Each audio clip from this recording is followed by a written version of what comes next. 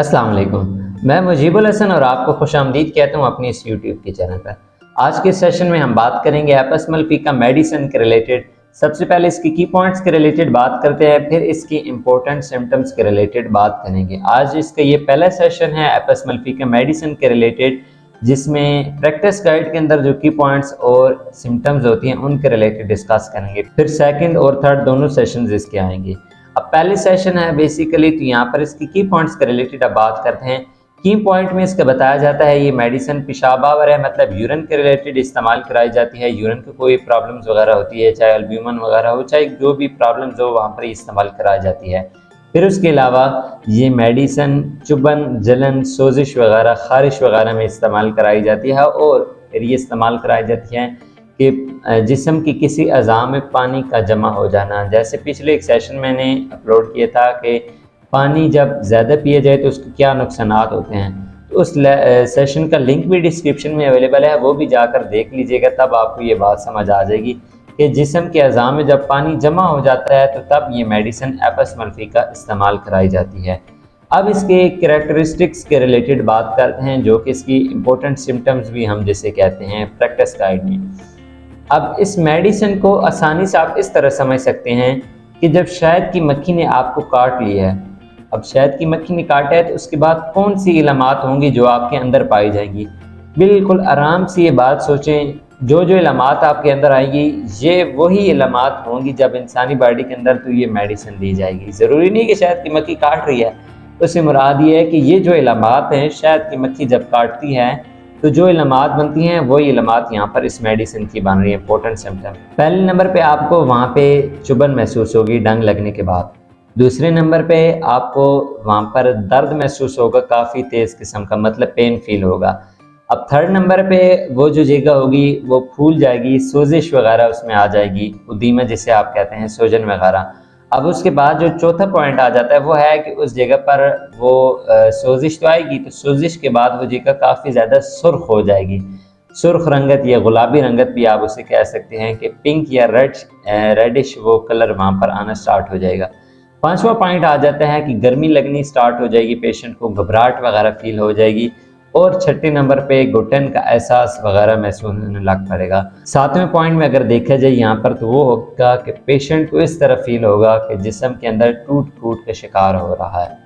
अब जैसे ये 7 के 7 पॉइंट हैं जिनके रिलेटेड हमने बात की है कि पहले नंबर पे इंसान को चुभन, जैसे कोई सुई वगैरह लग जाती है, पिन वगैरह जब जिस्म के साथ टच होती है, कांटा चुभ जाता है, उस तरह का पेन इंसान को फील होता है, चुभन पे फील होती है, वो जगह सूज जाती है। ये सारी लमात आपको बिल्कुल मुझसे ज़्यादा आपको बेहतर पता होगा इन लमात के रिलेटेड। लेकिन जब सातवां पॉइंट मैंने डिस्कस किया है कि अंदर से जिस्म में टूट फूट का शिकार होने लग पड़ेगा, इस तरह महसूस होगा पेशेंट को, उससे मुराद ये है कि जो सेल्स होते हैं जिस्म के अंदर उनमें टूट फूट शुरू हो जाती है। वो जो जहर होता है शहद की मक्खी का, वो जब जाता है तो अंदर जितने उसके आसपास वाले सेल्स होते हैं उनको डैमेज करना स्टार्ट कर देता है और काफ़ी ज़्यादा तेज़ी के साथ डैमेज करना स्टार्ट कर देता है। तो इस वजह से ये जो जो आपकी सिम्टम्स बन रही होती हैं शहद की मक्खी की काटने की वजह से, जो जो सिम्टम्स हैं, इन सारी सिम्टम्स को जब आप देखते हैं तो एपस्मल फीका भी इन सिम्टम पर इंसानी जिस्म में करामत साबित होती है। अब ये जितनी भी डिटेल थी ये मैंने आपको समझा दी हैं। बाकी नेक्स्ट जो सेशंस होंगे दोनों, उनमें काफ़ी ज़्यादा और फिर हम डिटेल के साथ इसके बारे में बात करेंगे। अब एपस्मल फीका जो मेडिसिन है, धड़फड़ वगैरह जिसे आप अपनी ज़बान में कहते हैं, अगर आप पाकिस्तान के रहने वाले हैं या इंडिया के रहने वाले हैं, धड़फड़ जिसे हम दाने बने में कहते हैं, चाहे वो पस वाले हों, चाहे वो मच्छर जब काट लेता है तो जो दाना सा बन जाता है उस तरह के हो गए। खारिश वगैरह जब जिस्म पर लाग रही होती है, या फिर काफ़ी देखा जाता है यूरिन की प्रॉब्लम काफ़ी ज़्यादा पेशेंट्स को होती है जिनमें अल्ब्यूमिन काफ़ी ज़्यादा यूरिन में उनकी आ रही होती है, तो वहाँ पर ये मेडिसिन काफ़ी ज़्यादा बेस्ट रहती है। और उसके अलावा आजकल काफ़ी ज़्यादा फीमेल में बीमारी पाई जाती है कि सिस्ट वगैरह, पानी की थैली वगैरह बन जाना, तो वहाँ पर ये मेडिसिन काफ़ी ज़्यादा बेस्ट है। लेकिन इस मेडिसिन के रिलेटेड एक नोट मैं अपने तीनों सेशन में बताना चाहूँगा कि ये जो मेडिसिन है, ये मेडिसिन जो फीमेल प्रेग्नेंट होती हैं उनको नहीं इस्तेमाल करानी। ये आपने हर हाल में अपने माइंड में बात रखनी है कि जो मेरे सेशंस देख रहे होते हैं उनको मैं तब भी कहता हूँ हर सेशन में मेरे सेशन देख कि कभी भी आपने मेडिसिन नहीं लेनी सेशन देखें, अलामात आपने देखी हैं, अलामात देखने के बाद आपने होमियो डॉक्टर के साथ रब्ता करना है, रब्ता करें, उनको अपनी अलामात बताएं, मेडिसिन का बताएं, फिर अगर वो कहते हैं तब आपने ये मेडिसिन लेनी है। खुद कभी भी मेडिसिन आपने नहीं लेनी है मेरे सेशन देख के।